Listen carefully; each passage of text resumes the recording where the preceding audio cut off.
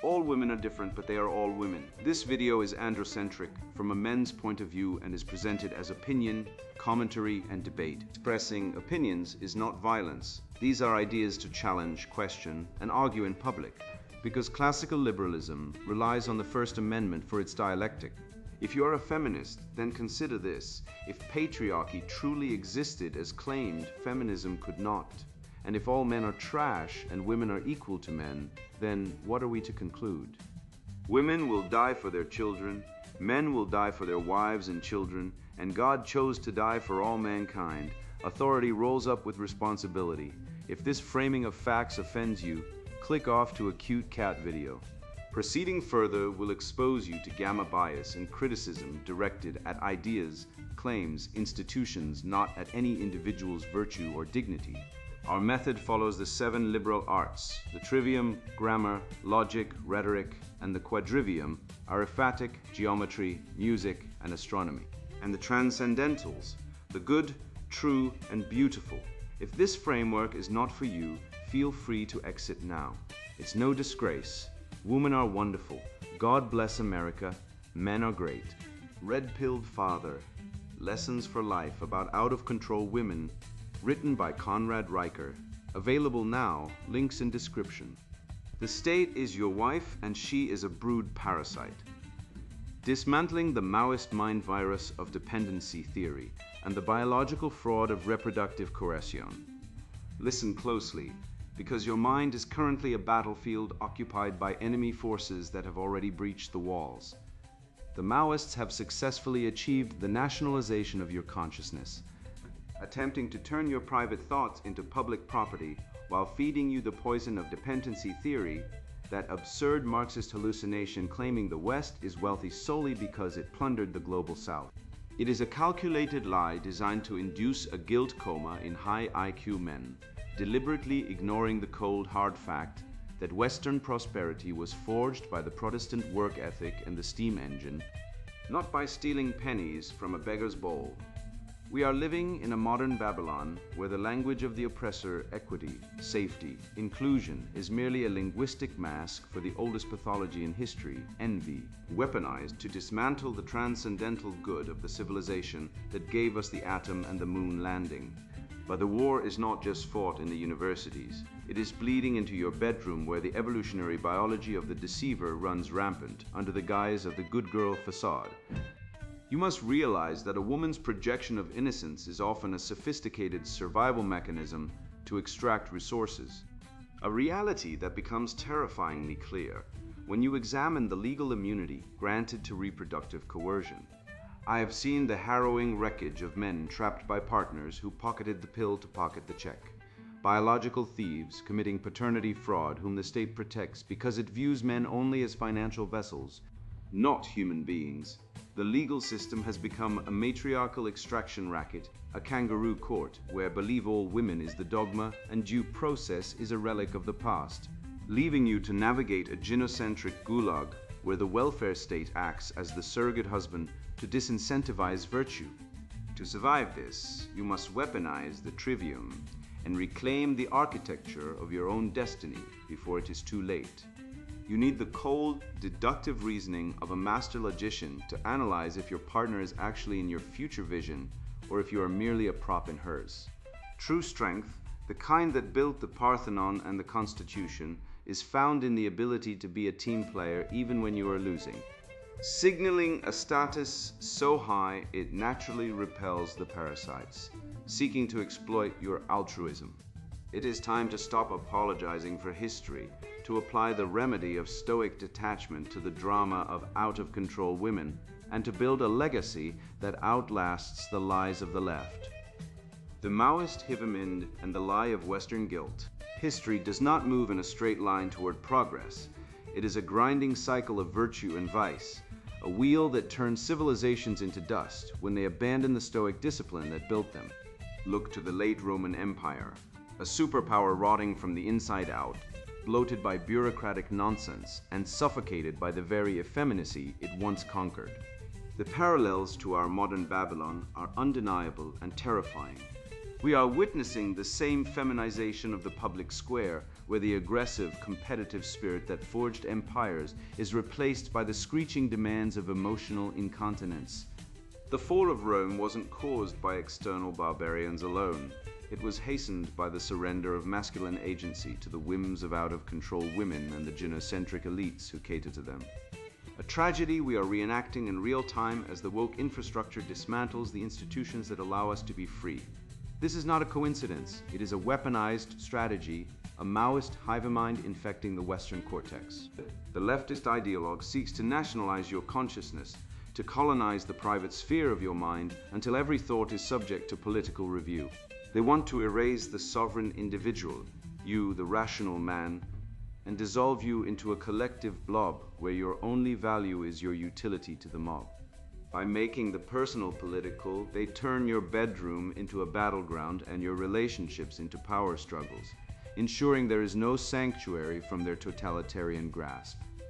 It is a psychological siege, designed to make you believe that your autonomy is a crime and that the collective is the only entity worthy of rights. To maintain this siege, they rely on the lie of Western guilt, a logical fallacy so crude it would insult a toddler's intelligence, yet manages to cow grown men into submission. Let us apply the trivium to this absurdity. The premise that you are guilty of sins committed by people long dead is a categorical error. You are responsible for your actions, not your ancestors. This demand for atonement is a racket, a shakedown designed to transfer resources and status from the competent who built this civilization to the incompetent who envy it. It is a syllogism of theft designed to strip you of your wealth and your pride under the guise of moral rectitude. The foundation of this theft is the debunked Marxist fantasy of dependency theory, the claim that the West is wealthy solely because it looted the global South. This is a lie born of envy, not history. When we examine the Industrial Revolution with rigorous logic, we see that Western prosperity is the result of high IQ innovation and the Protestant work ethic, not theft. We turned mud into steel and ideas into economies. The fact that other cultures failed to industrialize at the same pace is not evidence of exploitation. It is evidence of divergence in capability and culture. To claim the West stole its wealth is to insult the genius of figures like Newton and Edison, robbing them of their legacy to placate the failures of those who cannot compete. They sustain this narrative by hacking our evolutionary biology and exploiting the dark triad traits of the female nature. Guilt is a mechanism designed to maintain social cohesion, a check on our behavior to ensure we act virtuously within the tribe. The cultural Marxists have cracked this code and are using it along with the innate female capacity for deception to castrate Western men. They have weaponized your conscience, turning your natural capacity for empathy into a suicide pact. They want you to feel guilt for your strength, for your history, and for your existence, pathologizing the very virtues that sustain civilization. It is a psychological lobotomy, turning lions into lambs to make them easier to slaughter by the very wolves you are supposed to protect. To facilitate this slaughter, they employ a rhetoric of destruction, a linguistic alchemy that turns lead into gold and freedom into tyranny. Watch their words closely. They call censorship safety, they call tyranny equity, and they call the suppression of dissent inclusivity. This is the language of the gaslighter, designed to invert reality and leave you disoriented in a hall of mirrors where up is down and black is white. By controlling the language, they control the thought, preventing you from even articulating the defense of your own culture without being labeled a pariah. But we have a weapon they cannot match, the transcendental good of Western culture. We gave the world philosophy, science, and law. We created the concept of individual rights and the rule of law. The relativist lie that all cultures are equal is a poison intended to drag the exceptional down to the level of the mediocre. Western civilization is objectively superior because it values objective truth, a concept the leftist abhors because it exposes their contradictions. We must reject the feminization of our culture as weakness, for it is the harbinger of the fall. The fall of Rome was a tragedy. The fall of the West would be a suicide.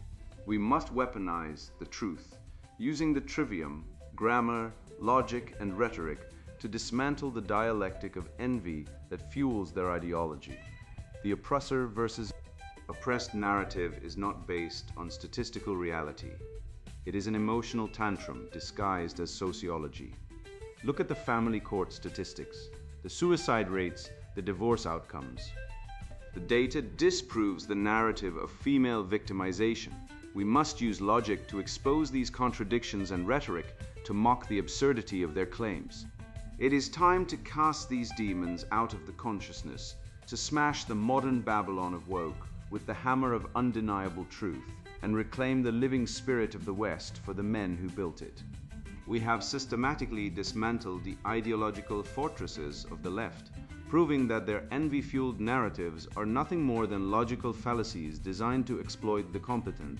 Yet the war for the West extends far beyond the political arena. The battlefield shifts from the public square to the private sanctuary, where the biological imperative, unmoored from morality, acts with the same predatory ruthlessness as the cultural Marxists we have defeated. It is here, in the quiet manipulation of trust and biology, that the true cost of this madness is measured in the lives of men like Mark, the biological imperative of the deceiver.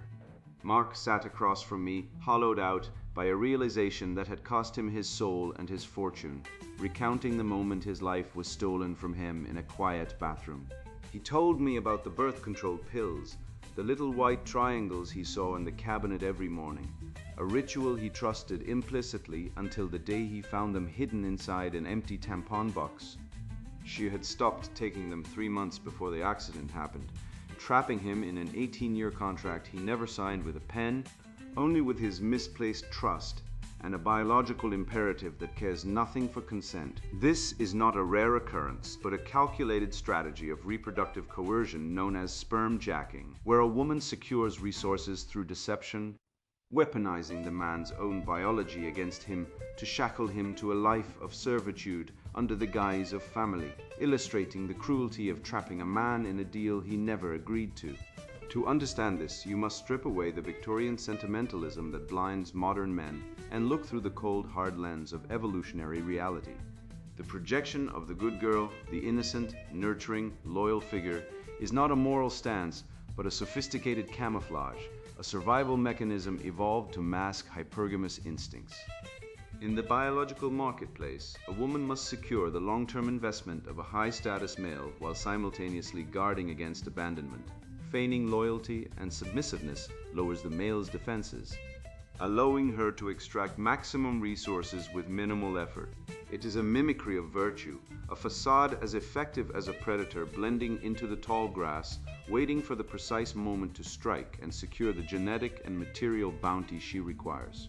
This dynamic is nowhere more dangerous than in the damsel in distress archetype, which you must learn to view not as a plea for help, but as an offensive maneuver to disarm your threat radar. By feigning helplessness, the female mind, which is often profoundly solipsistic, incapable of truly conceptualizing the internal reality of a man separate from her own needs, forces you to drop your guard and activate your provider instinct. She does not see you as a person. She sees a utility, a mining rig for resources and status. When she cries oppression or inability to cope, she is signaling that the trap is set, and if you rush in with white knight fervor, you are voluntarily walking into a cage of your own making, surrendering your masculine agency to a creature whose only goal is extraction. View the screeching, chaotic mess of modern feminism through this lens, and the insanity suddenly clarifies into a pattern. It is a confused, societal-wide fitness test that men are currently failing by capitulating. The aggression, the double standards, the endless contradictory demands are merely biological probes thrown at the male collective to test for strength and resolve. By apologizing, by nodding along to the Marxist dogma of the patriarchy, by handing over your cultural sovereignty, you are failing the test and signaling that you are weak, unfit, and ready to be ruled. The madness of the left is not a political movement. It is a biological screaming match to see who will flinch first. And unfortunately, the modern Western man is flinching. This biological warfare is backed by the full weight of the state, creating a legal environment that sanctions what should be recognized as the most heinous form of theft possible: paternity fraud. Studies indicate non-paternity rates in general populations are not negligible, often hovering around 1% to 3%, yet the legal system shockingly maintains that a man is financially liable for a child that is not his. Prioritizing the best interests of the child, a Marxist euphemism for state-subsidized extraction over the truth. If a man deceives a woman to get sex, it is rape by deception. If a woman deceives a man to get his DNA and his wallet, the law calls it fatherhood. This is the institutionalized evil of cultural Marxism, turning men into beasts of burden who are guilty until proven innocent, and even then, still liable for the bill. You must defend yourself using the trivium, employing grammar and logic to dismantle manipulative language directed at you. When she speaks, examine the structure rather than the emotion to uncover the actual goal. Remove descriptive words and feelings to focus solely on the subject and the action. This approach functions like a lie detector. A shit test represents a logical fallacy meant to entrap you in a double bind. By spotting the premise and declining to accept it, you break the frame. If she claims, "If you loved me, you would let me destroy your boundaries," you spot the non sequitur and dismiss it. This is the method by which you mentally escape the matrix. Finally, you must adopt the remedy of stoic detachment, for these actors feed on your emotional reaction like vampires feed on blood. The chaos, the tears, the hysteria, it is all fuel for their control over you. By maintaining a stoic, unshakable frame, you deny them the emotional response they crave. You become the rock against which their waves break, and in doing so you reclaim your autonomy. You do not argue, you do not plead. You simply observe the absurdity without being swept away by it. This is the transcendental living spirit of the West, the triumph of the rational mind over the animal instinct, the refusal to be a pawn in the evolutionary game of the deceiver. We have dissected the biological imperatives of the damsel and the grammatical structure of her lies, yet to stop there would be to ignore the colossal cage that has been built around us. This private treachery is now public policy. The state has effectively become the enforcer of the female frame. The manipulation of the individual has metastasized into the oppression of the collective, as the legal system transforms from a protector of rights into a matriarchal extraction racket designed to geld the Western male. The gynocentric gulag and the legal war on men. Nullus in magno concilio est, spes est. The Magna Carta, that bedrock of English common law which decreed that no free man shall be stripped of his rights except by the lawful judgment of his peers, has been tossed into the dustbin of history by a gynocentric regime drunk on power. In the modern university star chamber, Title IX tribunals operate as kangaroo courts, where the presumption of innocence is not merely suspended, but actively persecuted by a dogmatic believe all women theology. We are witnessing the death of due process, a sacrifice on the altar of feminist vindictiveness where a man's life is ruined based solely on the accusation of a woman devoid of any corroborating evidence, logic, or the burden of proof. This is not justice. It is a purge, a systemic dismantling of the Western legal tradition to accommodate a narrative that views masculinity itself as a crime requiring punishment. The chicanery regarding domestic violence is perhaps the most successful disinformation campaign since the Trojan horse, yet the data tears the mask off the deception. We are force-fed a relentless diet of the Duluth model, which frames every conflict as a patriarchal battering incident. Yet if one bothers to open the Centers for Disease Control and Prevention (CDC) reports, specifically the data on reciprocal violence, one finds a startling statistical parity. Men and women initiate violence at nearly identical rates in domestic disputes, yet the legal apparatus acts only when the perpetrator wears trousers. To claim that only women are victims is a logical fallacy of such magnitude that it borders on the psychotic. A fabrication designed to weaponize the police force against men and turn the family home into a crime scene where the husband is always the suspect and the wife is always the victim. Walk into the family courthouse and you must abandon all hope of finding justice. You are entering a gladiatorial arena where truth is irrelevant and only leverage matters. If you are a man facing the gynocentric guillotine, you must adopt a Machiavellian mindset worthy of a Renaissance prince. Treat the judge as a capricious monarch, the lawyers as mercenaries for hire, and the opposing counsel as a ruthless enemy seeking your destruction. There is no best interest of the child standard. There is only the best interest of the state's revenue stream and the preservation of the mother's authority. To survive, you must document everything, record every interaction, and realize that the system is not designed to adjudicate fairness, but to extract resources from the productive male to subsidize the state's matriarchy. The legal impunity of the female persecutor is a statistical monstrosity that defies the laws of probability. Review the docket of any family court in the Western world, and you will see that women secure custody in roughly 80 to 90% of cases, often regardless of their fitness as parents. This is not a meritocracy. It is a racketeering enterprise, a matriarchal extraction scheme where the father is relegated to a visitor in his own children's lives, while functioning as a financial ATM to fund the lifestyle of the very person who weaponized the courts against him. The courts have become a vending machine for female privilege, dispensing vengeance and alimony with the push of a button. We are confronted daily with the shrieking demands of the strong, independent woman, a creature of myth who paradoxically requires the full might of the state, affirmative action, and endless protection from words she finds unpleasant. It is a logical deconstruction of the highest order to observe that true strength needs no safety net, yet modern feminism demands constant subsidies, diversity quotas, and Title IX protection from mere speech. If women are truly the equals of men, as they incessantly claim, why does the legal apparatus treat them as delicate porcelain dolls incapable of handling the rigors of debate or the responsibilities of their actions? It is a contradiction that proves the movement is not about equality, but about the consolidation of female privilege and the infantilization of adult women. The modern man is shackled not by iron chains, but by the prison of the wallet, a debtor's hell where a man can be thrown into jail without trial for falling behind on usury-level child support payments. The legal system has codified the view of men as nothing more than financial vessels, biological wallets whose purpose is to be harvested until empty. This is alimony slavery, a condition indenturing men to their former spouses under the threat of incarceration, proving that the state views male autonomy as an obstacle to the transfer of wealth from the productive class to the matriarchal grievance industry. This economic nightmare is fueled by the welfare state acting as the surrogate husband, displacing the biological father and rendering him obsolete in the economic equation of the family.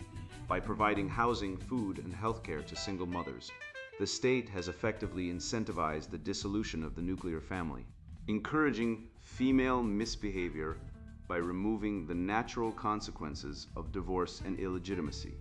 The state has become the alpha provider, the sugar daddy with a badge and a gun, stepping in to fulfill the role women once needed husbands for, thereby creating a parasitic cycle where women choose the state over a mate and men are relegated to tax-paying serfs in a system that hates them.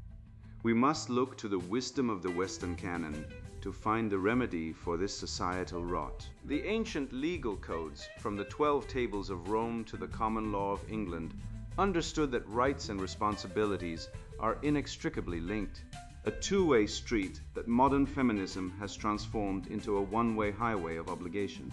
By weaponizing the canon, we can argue for a return to a legal system where the burden of proof lies with the accuser, where parental rights are preserved regardless of gender, and where the state stops playing the role of the husband. It is time to reclaim the transcendental values of truth and justice, to smash the modern Babylon of woke and rebuild a civilization where men are no longer the prey of a gynocentric legal machine. We have seen how the state has weaponized the family courts to function as a transfer mechanism, looting the male population to subsidize the very decline of civilization. This legal larceny is not an isolated accident, but a calculated feature of a system that replaces the father with the government, relying on the forced labor of men to keep its grotesque engine turning. If the courtroom is the mechanism of extraction, then the economy is the battlefield where this war for our souls is ultimately fought. To strike at the root of this evil, we must first look at the undeniable math. that exposes who truly builds this world and who merely feeds upon it. The Red-Pilled Father and the Architecture of Destiny. Did you know that according to the US Census Bureau, men comprise roughly 80% of the entire tax base, while women consume the majority of welfare spending? This statistical reality is the bedrock upon which we must build our final praxeology, the strategic withdrawal of labor and capital. A modern going Galt, where the architect of civilization simply stops building for a tenant that seeks his destruction. The beast of the misandry complex fueled by divorce laws that loot the male productive class and a culture that demonizes his existence feeds entirely on the surplus energy of men who refuse to wake up. When you understand that your hard-earned resources are being siphoned off to fund the very mechanisms that dismantle the nuclear family and replace the father with a state, the only rational move is to starve the parasite. By minimizing your taxable output, prioritizing your own sovereignty over consumerist debt, and refusing to participate in a rigged game, you engage in a form of economic guerrilla warfare that brings the entire rotten edifice of cultural Marxism crashing down without firing a single shot.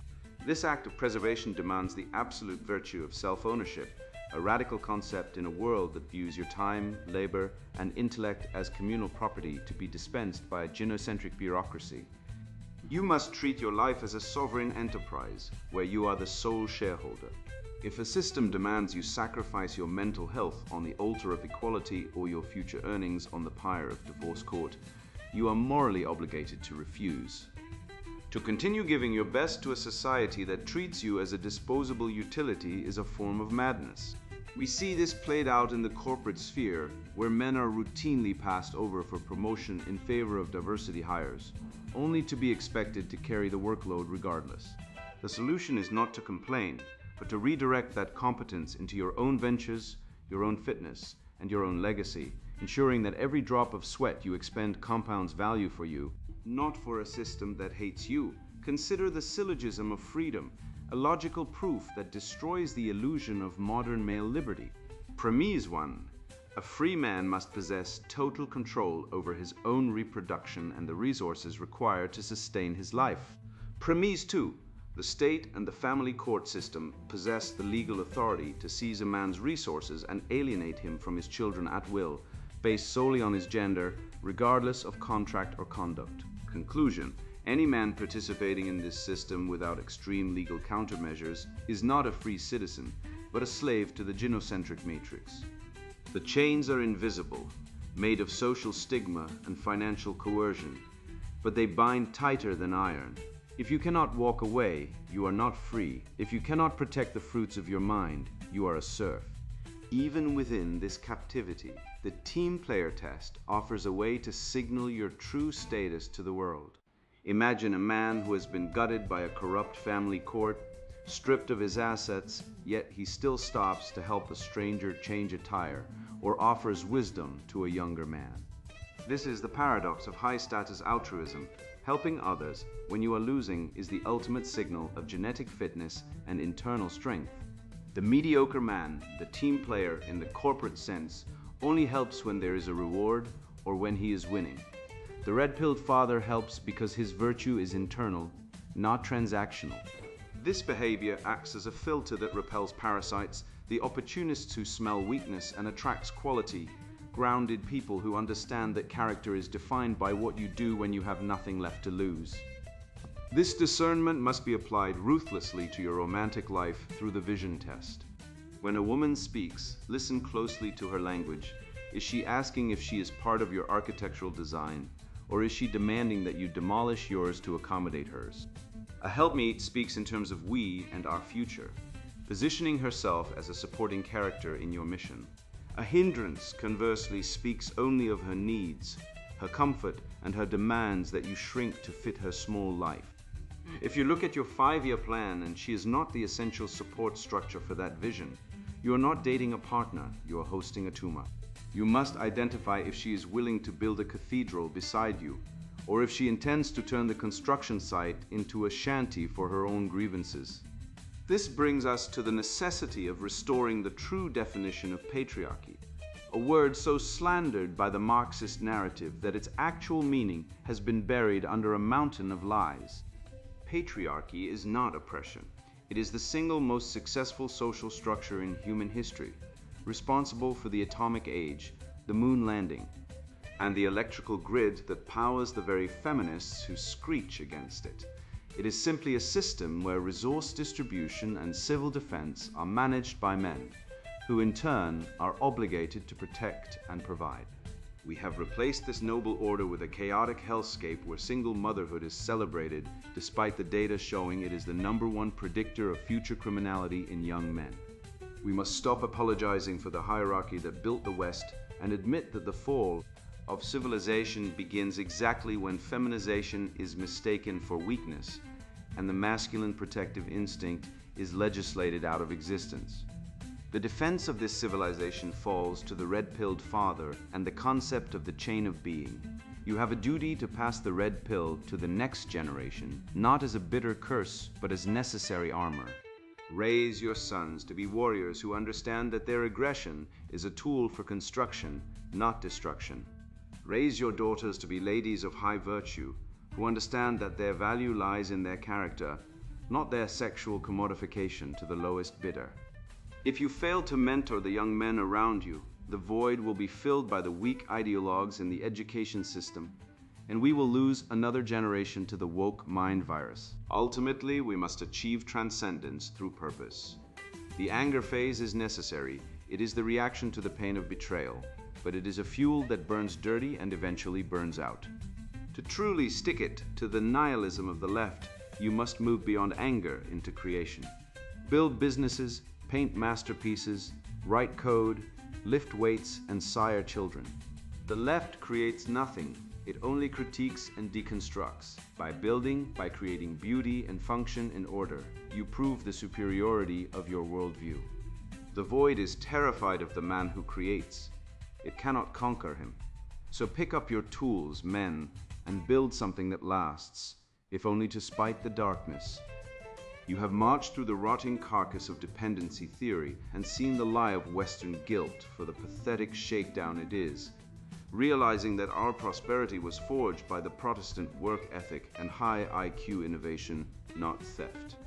You now possess the eyes to see the Maoist hive mind for what it truly is, a nationalization of consciousness designed to erase the sovereign individual and replace him with a compliant cog in the collective machine.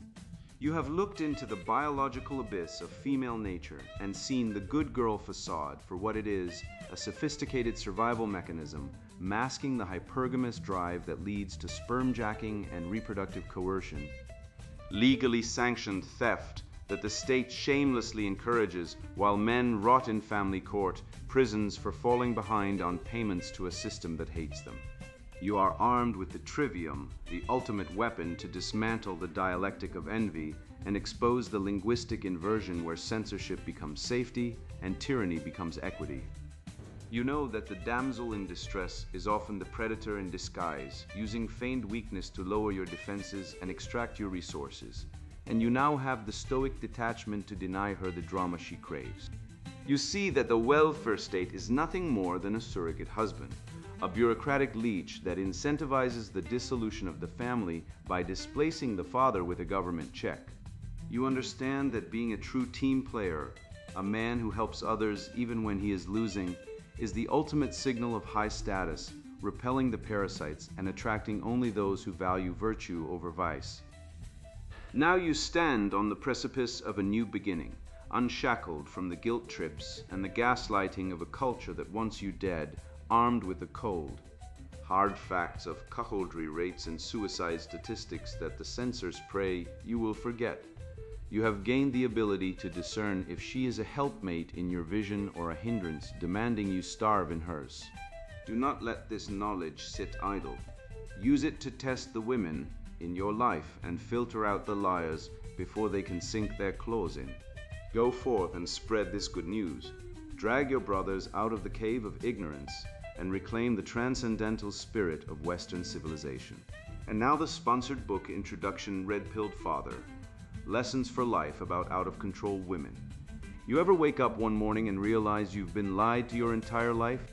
Not by a woman, though they'll lie to your face with a smile, but by the whole damn system. I did, and it cost me everything. I was the nice guy. The one who opened doors, paid for dates, listened to her problems, believed in love, thought being kind was enough. I got played, used, discarded. And when I dared to speak up, they called me toxic, bitter, entitled.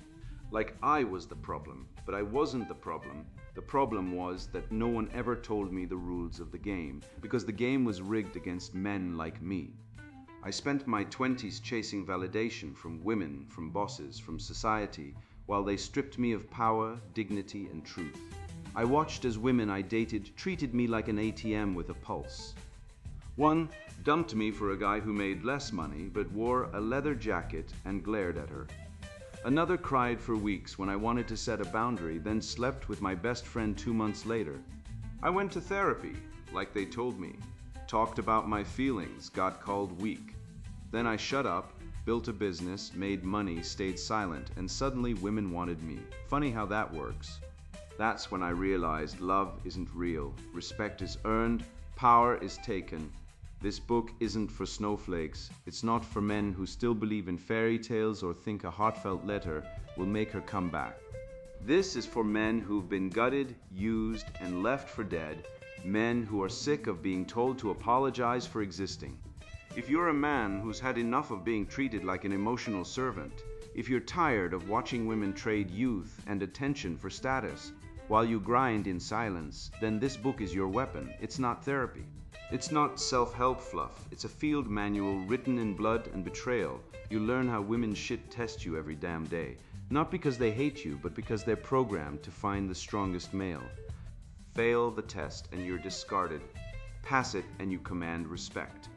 You learn why vulnerability is a trap, why feminism is just Marxism with a lipstick, and why your 30s are when you finally become dangerous. If you didn't waste your 20s begging for affection, I'll show you how boundaries aren't harsh.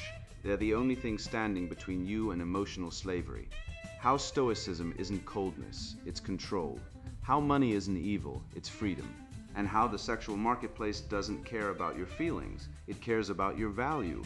If you're a woman looking for validation, close this book now. This isn't for you. Go write another op-ed about toxic masculinity. If you're a man who still believes in soulmates and emotional openness, put this down and go cry to your therapist. They'll love you for it. But if you're a man who's ready to stop being played, who wants to build unshakable strength, who's ready to rise above the lies and become the kind of man women can't manipulate, then keep reading. The red pill isn't about hate, it's about truth, and the truth will set you free even if it burns on the way down. Redpilled Father, Lessons for Life About Out-of-Control Women, written by Conrad Riker. Buy now. Links in description.